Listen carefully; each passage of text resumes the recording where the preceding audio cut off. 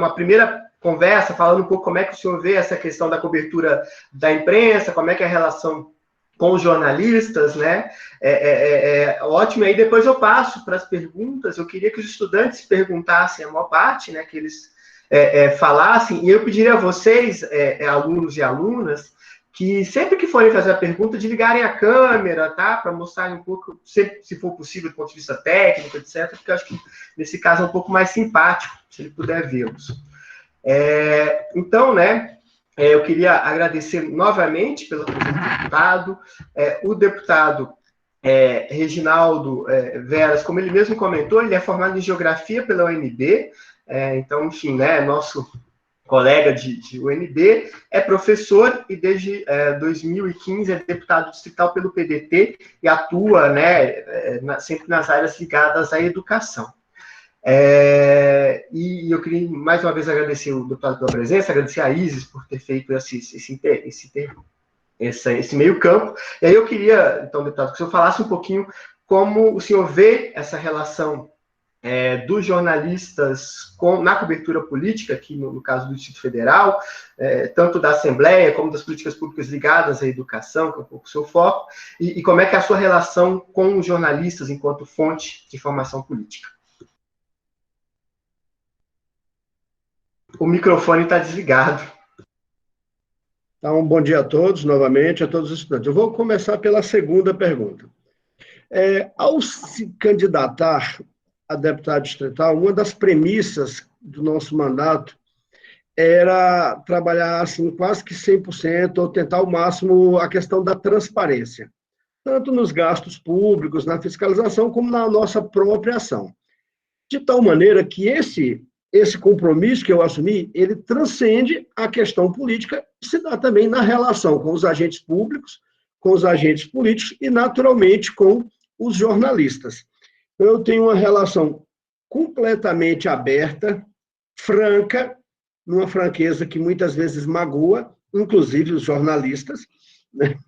Totalmente ampla, e geralmente comigo não tem essa história de off. Né? Jornalista, quando nos faz pergunta, é on, é off, posso publicar? É como eu acabei de te falar, professor, viemos a público para falar, então é 100% de transparência.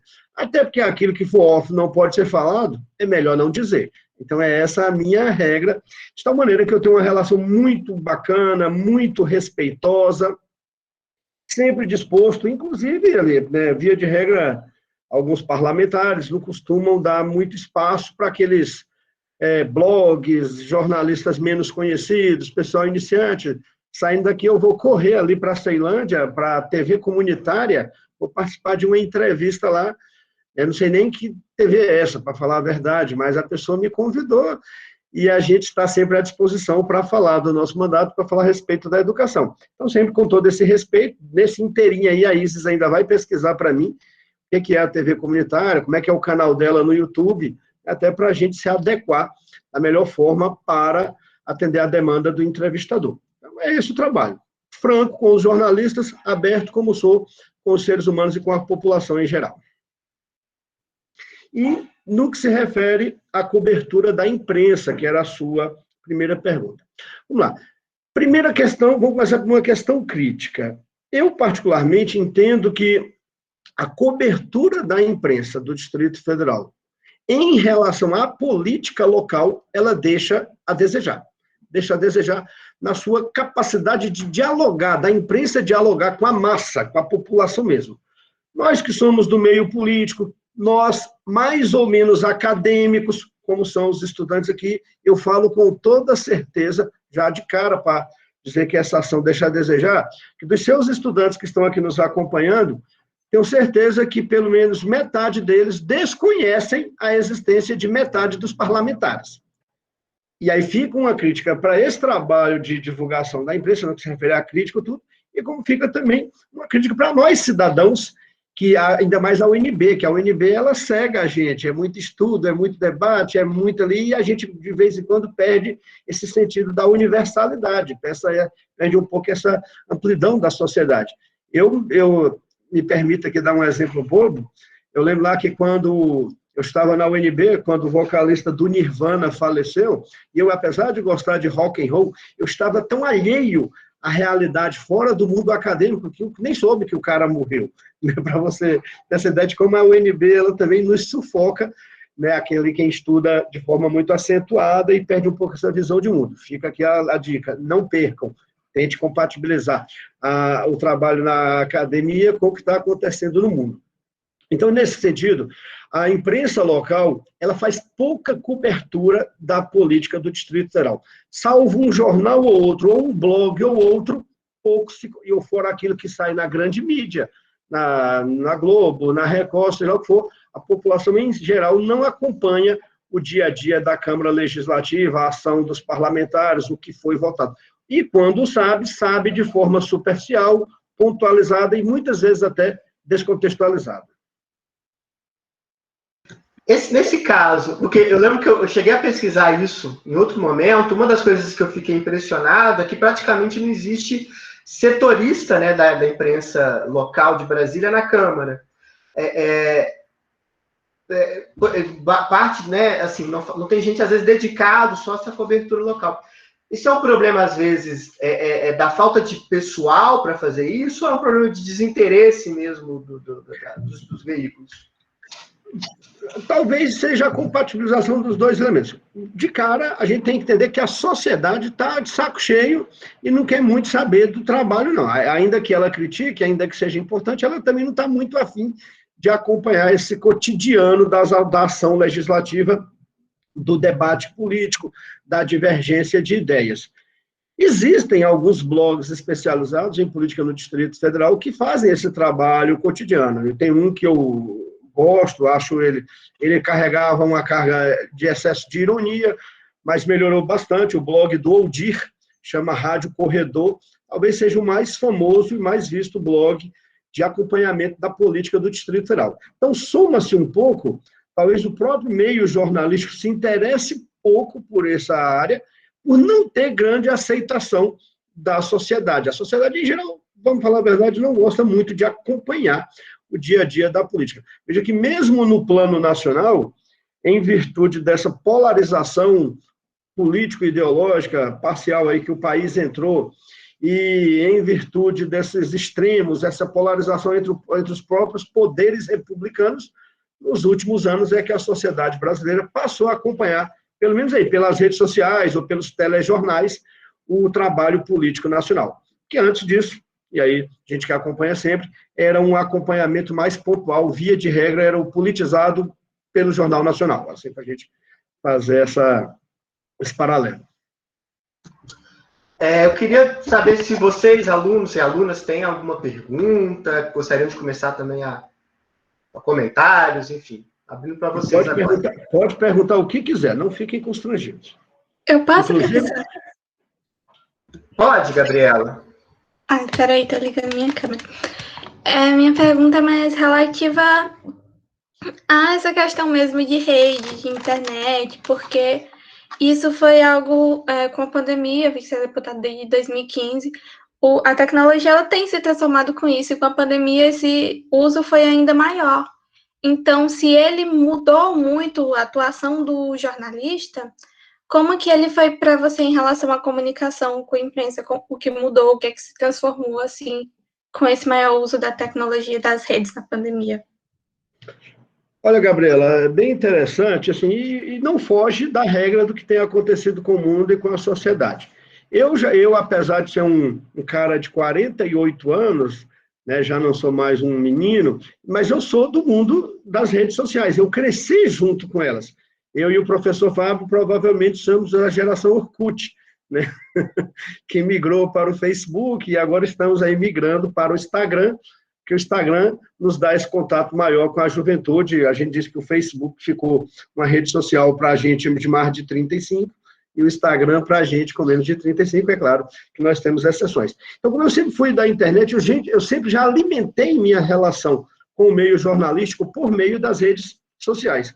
Claro que agora, em virtude dessa menor possibilidade do contato físico, do olho no olho, do papo direto e reto, a gente teve que intensificar essa relação por meio das redes sociais. Inclusive, tive que aprender aqui a mexer com algumas tecnologias, porque eu sou meio alheio. Para eu entrar no Meet aqui, tive que ligar para o meu assessor aqui para ele ir me orientando, né? E ontem, também, para dar uma entrevista, acabou de sair até aqui no Bom Dia DF, para dar uma entrevista para a jornalista Rita Yoshimini, eu tive que acessar o Skype. Então, as tecnologias, essas redes, essas de comunicação direta, elas facilitaram demais, como facilitam tudo na vida, o trabalho da gente e também essa relação mais próxima com os jornalistas. André, você ligou a câmera, você vai perguntar, quer perguntar alguma coisa? E Gabriela, não, professor. E Gabriela, me permita. Desculpa. Vocês aí que estão estudando na área, vou aqui para a Gabriela, não precisa eu dizer, vocês sabem disso, é imprescindível hoje para todo comunicador, seja de formação acadêmica ou não, o domínio direto dessas novas tecnologias, o aprendizado continuado. A Isis, que está aqui nos acompanhando, que é minha assessora de comunicação, eu tenho duas, mais um que cuida da parte de rede, então é uma equipe, comunicação é tudo hoje, né? Então é uma equipe sensacional. Quando a Isis veio trabalhar conosco, ela já é uma pessoa de muita experiência na Câmara Legislativa, já trabalhou com o atual presidente do Tribunal de Contas, ex-deputado Paulo Tadeu, trabalhava com a deputada Arlete Sampaio, e aí, assim que eu entrei na Câmara, ela, de forma muito ativa, me procurou, falou, gostaria de trabalhar contigo, assim, assado, vai, vem aqui na minha casa, vamos conversar. E no dia mesmo a gente já fechou. E aí, eu e o grupo, parte do grupo, a gente, de início, a Isis era muito focada nesse meio de fazer a intermediação entre o nosso trabalho e a grande mídia.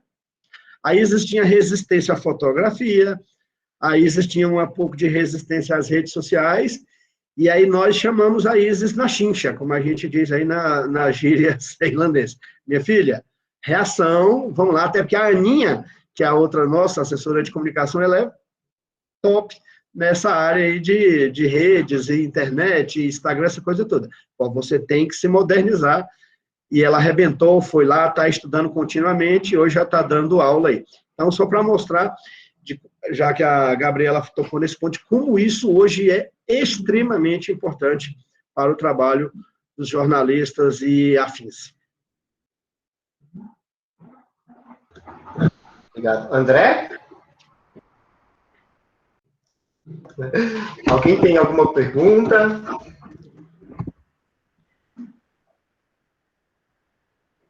Enquanto eles vão pensando, eu queria fazer uma conexão com a aula passada. A gente discutiu muito essa ideia de que os jornalistas muitas vezes não valorizam a boa notícia e se concentram muito no escândalo, no desvio, na parte ruim, às vezes, da cobertura cotidiana. E isso tem uma série de consequências, inclusive, para a democracia, aumento da desconfiança com a política, etc. E eu queria saber, deputado, como que o senhor...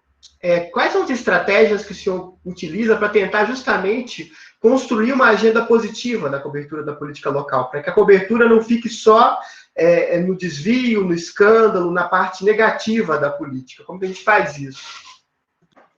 Olha só, acho que o primeiro passo é ter algo bom para mostrar no seu trabalho. Vou fazer aqui um paralelo. Você, logo na introdução, professor Fábio, caracterizou o meu trabalho como um trabalho... Vocês estão ouvindo um barulho aqui, é o cachorro brigando aqui, viu, gente? Um trabalho mais voltado para a educação, ainda que a gente atue em outras áreas, como sou professor da rede pública e da rede particular ao longo da história, e foi um compromisso. Esse o meu trabalho é, de fato, mais voltado para a educação. E a gente tem coisa boa demais para mostrar. E aí está sempre jogando ali. Mas quando vem os escândalos, aí a gente tem que saber muito bem focar e decidir se aquilo é interessante para a sua linha de trabalho ou não. E eu fui objeto de um bom exemplo recentemente. A secretária de Desenvolvimento Social do governo do Distrito Federal é a esposa do governador. É ceilandense, como eu, aqui e tudo mais. Que não vem ao caso, e também não vem ao caso o fato de ela ser a primeira-dama.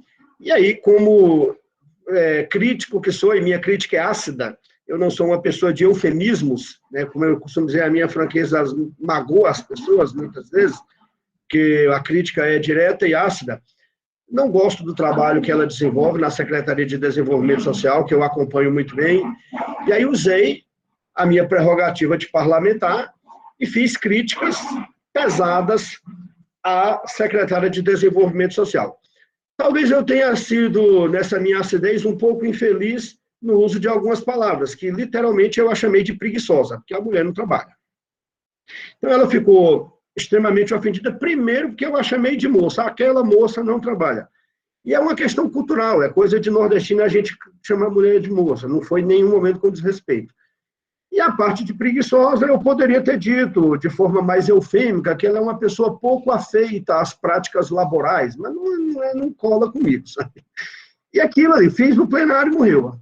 Quando a secretária tomou conhecimento, que isso foi publicizado nas redes sociais, ela, de forma furiosa, impossível, intempestiva, na minha análise, é claro, foi às redes sociais com a veia latejando, e descascou meio mundo em cima de mim. Ninguém gosta de ser criticado, e ela agiu dessa maneira. E aquilo ali deu uma repercussão gigantesca. Alguns órgãos de imprensa, depois disso, vieram a mim, deputado, vamos fazer uma entrevista, eu, você e a secretária, você tem mais algo a dizer? O que você quer rebater o que ela disse? E aí eu falei, olha, eu não vou transformar o meu mandato no Big Barraco Brasília, né, para fazer aí essa referência com o Big Brother. E o pessoal ficou insistindo. A minha filha é uma moça de 22 anos, e ela até falou, olha, pai, eu acredito que o senhor errou. O senhor podia ter rebatido, porque tinha mais de 70 mil pessoas acompanhando isso no portal Metrópole e tudo mais. Eu falei, olha, Marina, podia até ter me dado uma visibilidade, mas eu entendo que seria uma visibilidade que não combina com a prática de trabalho que eu adoto. Eu falei, não vou fazer isso. Então, assim, a gente tem que trabalhar esse meio. Tem gente que adora esse tipo de publicidade. Eu alcancei o meu objetivo. Eu cutuquei a secretária, ela mesma, depois, no programa de rádio, disse que, no final das contas, foi positivo, porque ela ficou mais atenta ao trabalho dela. A gente, às vezes, precisa de uma crítica para sair da zona de conforto. E eu acho que eu alcancei o meu objetivo, tanto que, segundo as pessoas lá da secretaria, ela está mais presente. E algumas políticas começaram a aparecer. Pronto, é esse o meu papel de parlamentar, de fiscalizador. Eventualmente, o pessoal tenta cutucar isso de novo, e eu me recuso a falar. Objetivo alcançado, crítica feita, resultados começaram a aparecer. Mas se der espaço, professor Fábio, para a mídia, como o senhor disse aqui, essa conexão entre boa notícia versus escândalo, ou versus má notícia, não sei qual é o conceito de má notícia, porque notícia agrada, tem todo grupo de tudo que é jeito para receber uma notícia, e achar boa. Então, nesse sentido, eu migrei por esse lado, que eu considero a boa notícia, a notícia mais de caráter informativo e formativo. Gente, alguma pergunta? Vocês podem fazer pelo chat, se vocês tiverem também um pouco... Amanda? Se tiverem algum problema para ligar a câmera, vocês não precisam ligar, não. Oi, tudo bom? A minha dúvida, na verdade, é uma curiosidade, assim. Uma das coisas que a gente vem discutindo em aula e que a gente, como estudante, também percebe ao fazer nossas primeiras reportagens e matérias, é que, às vezes, a comunicação entre jornalista e fonte pode ser difícil, às vezes, por conta de uma hipervigilância, né, por parte da fonte, de, enfim, querer saber exatamente como está sendo o trabalho do jornalista, o que ele vai publicar, o que vai ter no texto, porque tem muito a ver com como a fonte percebe esse texto, né? Então, eu queria saber um pouco sobre as suas experiências, assim, em relação à sua comunicação com jornalistas, como que você acha, se você já teve algum problema em relação a isso, de sair um texto e você considerar que foi um pouco enviesado, não foi da maneira correta, ou de você... ou se você tende a conversar com o jornalista querendo saber como que está sendo o texto, enfim. Aí seria meio que nesse sentido. É uma excelente pergunta, e é algo que eu sou um pouco mais maduro que vocês. Já aproveito, viu, professor Fábio, me dê permissão para aconselhar. Levem esse meu exemplo para o resto da vida. Cada um escolhe sua forma de praticar o jornalismo e de fazer o seu trabalho. Mas esses aqui eu vou te dar dois, eu nunca quase, salvo duas exceções, Nesses 6 anos e meio que eu sou parlamentar, sabe, salvo 2 exceções, minha relação é plena. Por ser franco, pode publicar o que for falado aqui, o que quiser. É natural que, às vezes, você fala uma coisa, mas o jornalista interpreta um pouco diferente. Isso é absolutamente natural. E eu não caracterizo isso como distorção da sua verdade. Eu caracterizo isso como uma forma de interpretação pessoal. Isso é comum. E isso pode ser facilmente corrigido. Isso, via de regra, não traz grandes danos naquela informação que você passou. Agora, a questão ética no jornalismo, vocês têm essa matéria aí, eu sei disso, ela é fundamental. E aí eu vou te dar 2 exemplos, daquilo que a gente o tempo todo fala, o bom jornalismo, o bom jornalismo. Em 2017, eu fui eleito, foi até algo bem interessante, fui eleito presidente da Comissão de Constituição e Justiça da Câmara Legislativa. Eu sou muito rigoroso com o controle de constitucionalidade, tanto que eu recebi o apelido de carimbador de projeto, porque eu sou o que mais rejeito projeto. Aqui eu sou chato mesmo. E quando dessa eleição, um blogueiro, que é um mau jornalista, é um cara que não tem ética, um cara que eu não respeito, me permitam não citar nome aqui, mas é de um blog de política também aqui, ele me fez uma entrevista, e aí eu falei que o trabalho da CCJ era um trabalho técnico que tinha que ser analisado de acordo com a constitucionalidade, juridicidade, parará. E aí ele enviesou, para usar a expressão que tu disseste aí, totalmente o que eu falei, e foi dito que eu tinha sido eleito, já que agora eu era eleito presidente da CCJ, eu ia aprovar tudo que o governador Hollenberg quisesse, que eu sei lá. Assim, que não tinha nada a ver com o que foi falado na entrevista, até porque eu sempre fui um deputado independente. Né? Sempre fui independente, eu desço a porrada mesmo no que é preciso, apoio o que é preciso, comigo não tem essa história de articulação e acordo. É ou não é? Tanto que é uma crítica que fazem ao meu trabalho, mas eu defini que vai ser assim, e assim será. Então, ele enviesou completamente, e aí eu fui às redes sociais. Na época, eu ainda era um pouco imaturo na política, fosse hoje eu ignorava o que ele falou, juro para você. Mas na época eu fui às redes sociais e rebati, aí ele foi, aí eu falei, seja homem e mostre a entrevista completa. Aí ele foi e publicou um áudio da entrevista, mesmo assim ele cortou o áudio da entrevista. Ou seja, não foi correto. Eu falei para você publicar. Aí fui a plenário, falei, deixa de ser vagabundo e publica completo. Eu fui imaturo, hoje eu não faria isso, mas assim, era aquela intempestividade ceilandense ali aflorando no início do meu mandato.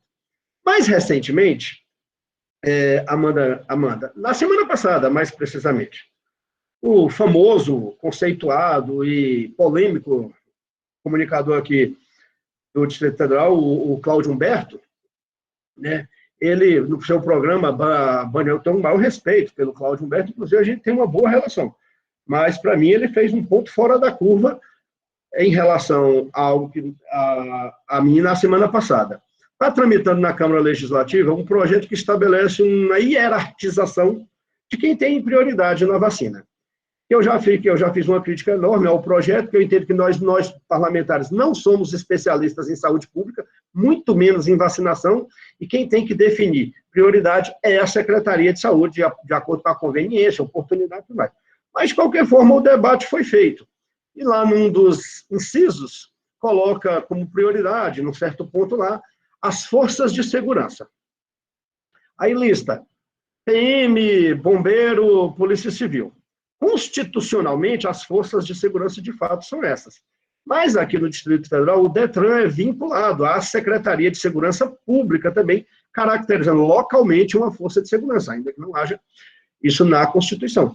E aí, a pedido dos profissionais do DETRAN, e entendendo que aqueles que estão na rua, assim como os policiais militares, os policiais civis, no contato direto com a população, precisam ser, de fato, vacinados, aí eu fiz uma subemenda, corrigindo o texto e agregando o pessoal do DETRAN. O jornalista Cláudio Humberto, isso é sabido, histórico, ele odeia o DETRAN. Comentou dessa subemenda no programa dele, dizendo que eu, um deputado oportunista, e oportunismo não faz parte da minha trajetória, um deputado oportunista, queria furar a fila da vacinação, essas as expressões, colocando o DETRAN. A comunicação é instantânea, e rapidamente a notícia chegou a mim. O que eu fiz? Liguei o rádio, Comecei a ouvir o programa e liguei para o Cláudio Humberto. Olha, Cláudio, você fez um comentário aí, eu gostaria de participar do programa para fazer o bom jornalismo e eu fazer o meu contraditório da minha posição. Tá bom, é bom mesmo, deputado, espera aí que eu vou falar aqui com a produção. E rolou o programa todinho, não me ligaram, e no final o produtor, me foge o nome do rapaz, deputado, olha, vou gravar aqui, o senhor vai falar, e ppp e tal. Aí fiz o contraponto, mas não colocaram no ar. Havia tempo hábil, eu entendo que para um bom jornalismo era importante dar o contraditório, era possível fazê-lo, não fizeram, mas não parou aí não.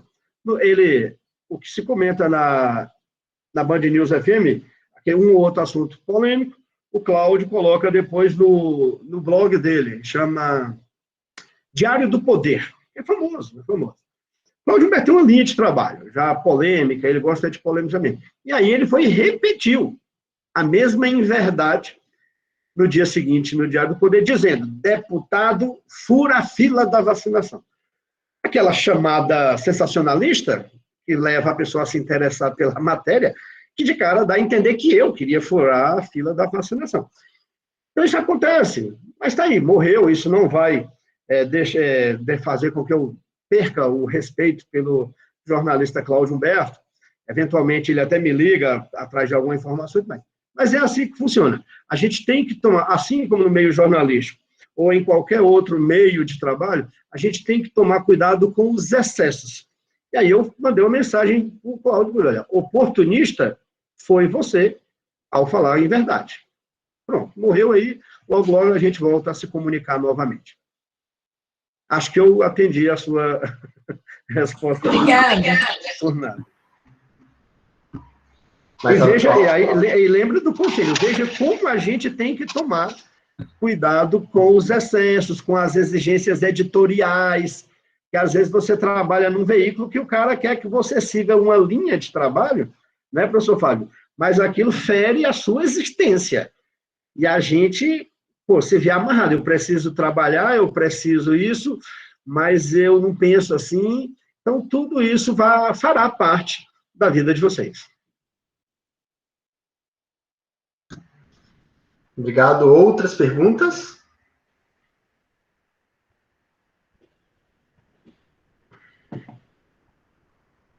Enquanto vocês pensam... Pode falar, Aline, pode falar. Desculpa, não dá para ligar a câmera agora, mas eu queria saber, assim, eu como jornalista, né, para o futuro, tenho dúvida em como fontes acham a melhor abordagem, como você gosta de ser abordado mesmo por jornalistas que não têm ainda um contato, assim, pessoas desconhecidas virem te perguntar coisas, né, por você trabalhar meio que para o povo e querer essas informações. Então, que tipo de abordagem você considera a ideal, que, né, partindo do pressuposto que esse jornalista está realmente interessado em obter informação e não em causar polêmicas, enfim, em obter informação, porque eu sinto que muitos políticos não gostam, né, de formas que jornalistas abordam em entrevista, quando tem um monte de gente gritando, enfim, como você acha que é a melhor abordagem, ou por também entrando em contato por telefone, coisas assim. Aline, assim, eu sou suspeito para falar, porque com base no que eu falei logo lá na primeira pergunta, eu sou um camarada aberto totalmente à comunicação, e falar aquilo que eu julgo ser verdade e tudo. De tal maneira que eu acho que não existe a abordagem boa ou ruim. Existe como eu vou me comportar em relação àquela abordagem. Eu acho que toda abordagem é válida, até porque existem as peculiaridades dos jornalistas e tudo mais, existe o momento, o contexto, a emoção. Vocês vão se ver em determinados momentos loucamente insanos, querendo ser o primeiro a fazer a pergunta, porque você acha que vai fazer a pergunta e tal. Então, toda forma de abordagem é válida. O que vai determinar é a reação da fonte, do entrevistador. Então, assim, tem gente desconhecida que me liga, eu sou fulano de tal, gosto do jornal tal, do blog tal de Santa Maria, queria saber o que você pensa sobre isso. Aí eu falei assim, E como eu não tenho receio do que eu vou falar, pode vir qualquer um, famoso ou não, que a gente vai mandar a informação. Inclusive a gente, quando é fonte primária. Não sei se existe essa nomenclatura, professor, de fonte primária. Aquele que foi o primeiro ali a dar informação para que o meio jornalístico possa desenvolver. O meio jornalístico ele é muito importante, a imprensa, ele é muito importante para o trabalho fiscalizador do Poder Legislativo, quando faz esse bom jornalismo. Então, assim, eventualmente nos chegam algumas denúncias que a gente entende que, se nós formos abordar isso no parlamento, não vai ter a mesma repercussão do que se a imprensa trabalhar. Porque quando o parlamentar fala, caracteriza, é perseguição política, é oposição política, é porque não gosta, é porque quer derrubar o outro, é porque pensa diferente. Quando a imprensa faz isso, ela tem mais crédito junto à sociedade como órgão denunciante. Então, muitas vezes eu sou fonte, ao longo desses meus 6 anos aí já aconteceram as matérias extremamente interessantes para alguns jornalistas, a partir de informações que eu levei. Eu fui a fonte. Aí, nesse caso, a gente toma cuidado a quem vai levar. Né? A quem vai levar para que não haja o uso indevido, o uso inadequado dessa informação. Né? Então, a gente sempre faz isso. Como diz aqui, né? O jornalista nunca divulga a fonte também não gosta de divulgar o jornalista que recebeu. Mas a gente faz isso com frequência, viu, Aline? E recentemente até aconteceu. Né? Hoje mesmo, se você acompanhar o DF-TV, vai a uma matéria de um projeto de lei, já foi no Bom Dia DF, que o governo quer aprovar. Né? Na hora que o projeto foi lido anteontem, o governo já queria votar ontem. Eu queria que o projeto fosse analisado em menos de 24 horas, mexendo com questão tributária, UTI, no meio dessa pandemia, uma loucura. E o fiscalizador, que eu não aceitei que votasse ontem, vai ficar para a próxima terça-feira, que precisava fazer uma análise mais detalhada do projeto. Aí, comuniquei, nesse caso foi a Rita Yoshimine, até participei da entrevista, e ela fez uma matéria questionando esse projeto. Aí me entrevistou o secretário de Economia, que é o proponente. A gente fez esses contrapontos. Depois disso, eu até já me reuni com ele para a gente ver se apara as arestas, o que eu penso o contrário dele, fazer emendas substitutivas e tudo mais. Então, essa relação entre fonte e o comunicador e o jornalista é sempre interessante. E a forma de abordagem, Violine, é qualquer uma. Claro que o jornalista mais atento e mais experiente, se ele vai procurar primeiro conhecer aquele que ele busca a fonte, para saber a melhor forma de abordar. Obrigada. Por nada. Professor, eu estou falando um monte de coisa aqui, Fábio, a partir de uma visão absolutamente leiga do trabalho de jornalismo. É mais na minha ação e na minha interpretação prática, né? Não, mas está sendo ótimo.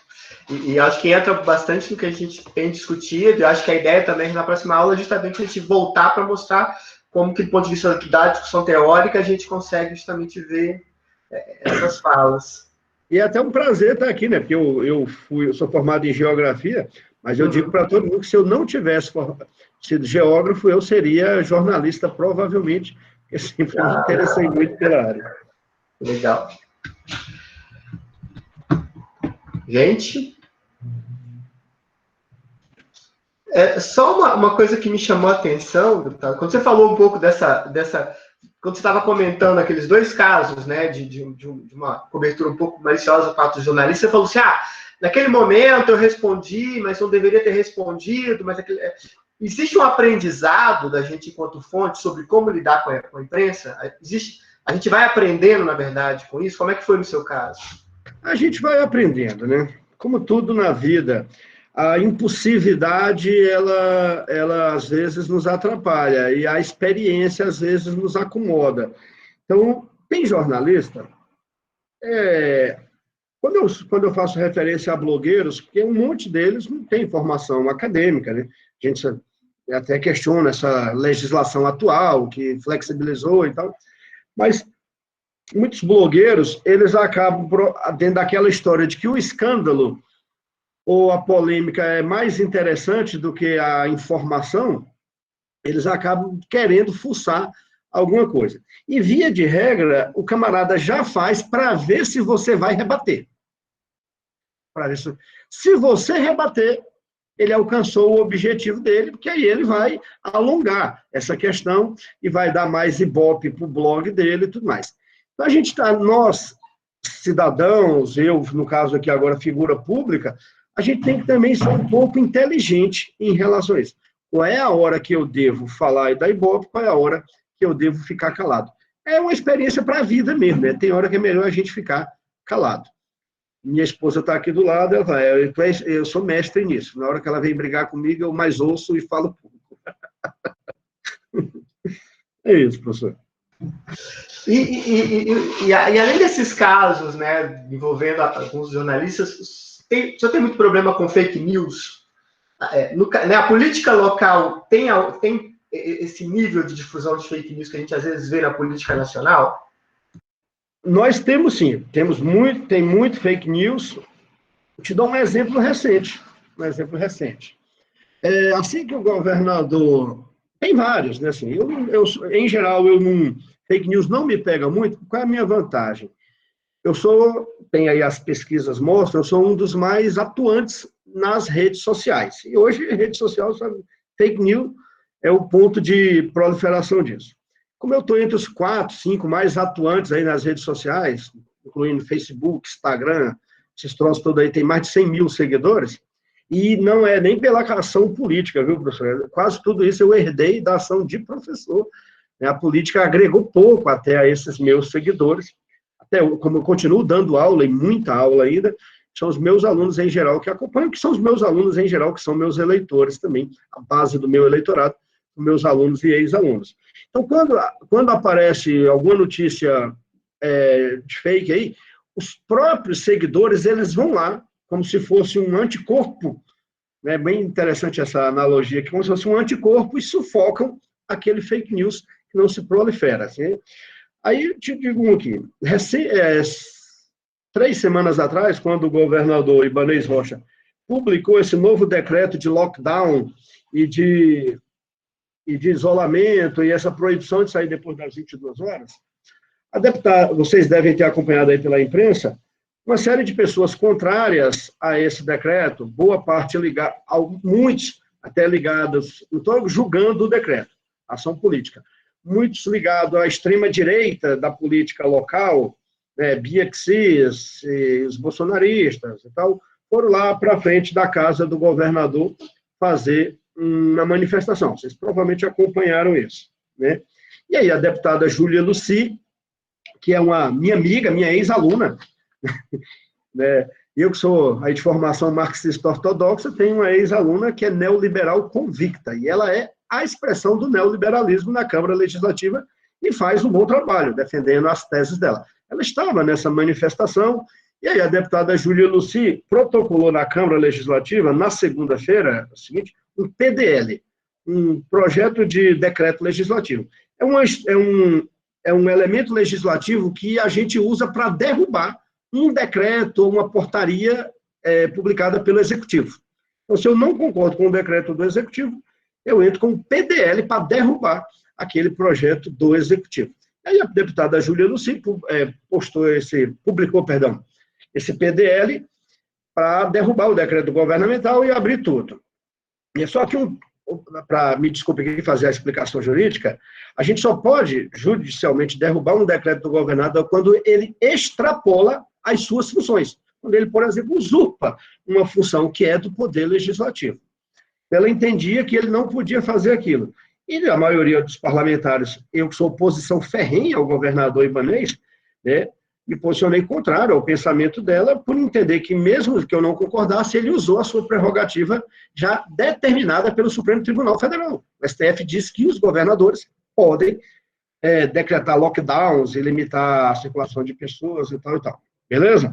Então, veja bem, aí chegou na terça-feira, ela pediu para que aquilo fosse colocado em pauta, em caráter excepcional. Só que tudo que é colocado em pauta é definido no colégio de líderes na quinta-feira da semana anterior, para que a pauta seja pré-definida, que é para que a gente possa estudar, para que a população possa acompanhar aquilo que vai ser votado. E ela pediu excepcionalmente para votar. De testa, o presidente e o vice-presidente, ambos conservadores e liberais, da base do governo rejeitaram a proposta dela. Tranquilo. Né? E aí, para minha surpresa, o PDL não foi votado, para minha surpresa, depois chegou lá no meu Instagram, no meu WhatsApp, perdão, um colega mandou um texto que um colega dele, que é dono de academia, falou, nunca mais eu voto no Veras, olha o que ele está fazendo. Aí era um texto que dizia assim, os deputados esquerdopatas, os deputados esquerdopatas do DF, esses comunistas e PPP votaram contra o projeto. Eu falei, sabe, aí esses blogs aí, João da Silva, não sei lá. Pois bem, só que essas coisas pulverizam, fake news completo e total. Primeiro que quem barrou o projeto foram os conservadores liberais que apoiam o governador, e não os 5, só tem 5 do campo progressista na Câmara Legislativa. Uns lá são NFNC, que é uma expressão que usa, não fede nem cheira, não tem ali a postura ideológica definida, e a maior parte lá na Câmara hoje é conservadora. Então isso é fake news, não tinha nada a ver o que o cara escreveu. E aí depois eu fui curioso, fui pesquisar o tal blog, é ligado lá a essa ala da extrema-direita aí, que defende intervenção militar, e que tudo que não é do jeito deles é comunista. Assim. É essa a questão. E a gente tem que se adaptar, viu, Fábio? A gente tem que se adaptar, porque fake news é só a versão tecnológica da fofoca que sempre existiu e tal. Então a gente tem que assimilar e aí rebater quando é necessário e ficar calado para não dar ibope na maioria das vezes. As coisas ficaram muito piores nos últimos 6 anos, desde que o senhor está... Ou sempre foi assim? Assim, bom, né? Em relação às fake news? Isso. Ficaram piores. Isso é um fenômeno mundial e fomentado aqui no Brasil por essa polarização política que estabeleceram aí. Que eu já até escrevi um artigo dizendo que é uma pseudo-polarização político-ideológica, mas não vamos entrar aqui nesse detalhe. Obrigado. Gente, a gente tem tempo aí para mais umas 2 perguntas. Eu queria que vocês aproveitassem, senão até eu monopolizo demais a conversa.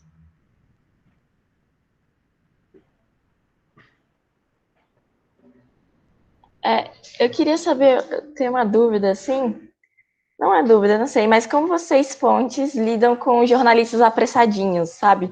Que eles querem informação logo e às vezes não esperam a sua resposta e publicam mesmo assim. É bem interessante, né, Mariana? A gente não tem como lidar, não. A gente... Aí, assim, o jornalista, aquela história de querer dar o primeiro furo, né, ou ser o pioneiro aí na publicação. A gente ouve e fala, olha, acho que não é o momento adequado para falar. Muitas vezes, já aconteceu com a gente várias vezes. O cara liga, porque quer que você teça um comentário a respeito daquilo, mas às vezes você não está preparado para ter seu comentário. Você não estudou a matéria, não é legal você ficar falando superficialmente, principalmente em relação a projetos de lei polêmicos, que tem uma porrada de artigo, o cara te compra uma ideia generalizante, quer que você se manifeste aquilo sem que eu conheça os detalhes. E aí, muitas das vezes, eu me recuso a falar. E às vezes a gente comete um erro, sabe, Fábio? Que é a melhor coisa que falar, olha, não rola, não tenho o que falar ainda a respeito dessa temática, preciso estudar. Mas às vezes até a gente desliza, e na tentativa até de ser gentil ou agradável com o jornalista e conversar com ele, a gente fala, olha, em princípio, eu não vejo com bons olhos. Eu já cometi esse erro, é a merda que a gente faz.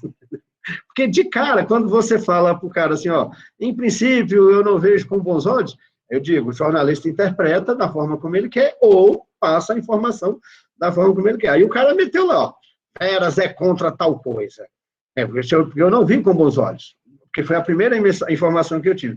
Depois eu fui ler o projeto era massa, fui defensor, fui relator, aí eu que pauto, assim, me preocupo muito com a minha postura de coerência. Você pode me odiar pela minha posição, mas nunca vai me odiar pela minha incoerência. Eu sou muito rigoroso com isso. E aí o cara publicou, ele falou, você foi contraditório, lá atrás eu não disse. Lá atrás eu disse que via inicialmente com maus olhos. Mas o erro foi meu, não foi do jornalista, não. Eu deveria ter fechado a boca. Então, é essa a questão do jornalista apressadinho. Não é o comportamento do jornalista. Nesse caso, foi o meu comportamento que acabou sendo equivocado. Legal. Obrigada. Outras perguntas? De novo, acho que eu vou fazer outra. Fábio, Gabriela, vale lembrar, né? A Isa está aqui acompanhando. Eu sou um camarada que não costuma ouvir muito, não, a minha assessoria. Eu sou metido a roteirista, diretor, tudo, então eu fico meio centralizador dessa questão, ainda que elas tenham plena liberdade para falar. Tem muito deputado que só abre a boca depois de consultar a assessoria, e via de regra eu não consulto. A Isis até briga bastante comigo, e é a função dela, chama a minha atenção. Então, via de regra, eu vou lá e falo o que eu tenho que falar dentro dessa linha de trabalho que eu adotei desde o início, porque se eu ficar podando demais aquilo que eu falo, tomando cuidado demais, planejando demais o que eu vou falar e evitando falar determinadas coisas, eu perco a minha essência. E eu acho que quem gostar de mim, do meu trabalho, tem que ser desse jeito aí, e quem não gostar, não rola e acabou o mandato. Assim. Fica à vontade, Gabriela. Acho que a gente percebeu que você falou muito sobre a Ceilândia, de ser uma pessoa ceilandense, falar sobre isso. Então, eu queria saber mais como é a sua relação com cobertura local, especialmente cobertura relativa à Ceilândia, porque é algo que você aborda muito também. Muito legal, muito boa.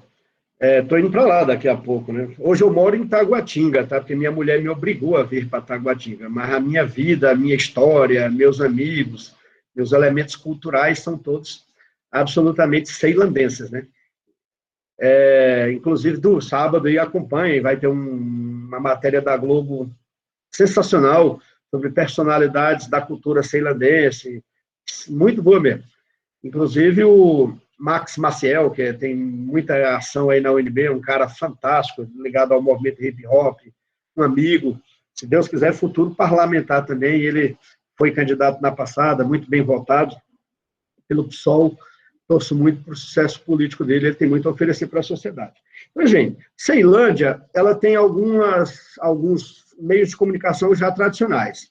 Cito aqui, Ceilândia é muita treta, não sei se vocês conhecem, já foi até objeto de tese de jornalismo sensacional, essa página, vale um estudo de caso. A minha outra assessora de comunicação, a Aninha, ela fez a tese de pós-graduação dela em cima do Ceilândia Muita Treta, uma página que tem mais de 150 mil seguidores. Ela nasceu de zoeira mesmo, mas eventualmente eles trabalham uma questão mais séria, mas são comunicadores de primeira qualidade, professor, até convidem-no para ir a isso, é muito interessante. Tem o Ceilândia Muita Treta, tem o Diário de Ceilândia, esse é mais Douglas Protásio, que é jornalista formado em jornalismo, esse é mais formal, faz um jornalismo mais informativo, e você tem tem a rádio comunitária do Monteiro, que é louco de jogar pedra, né?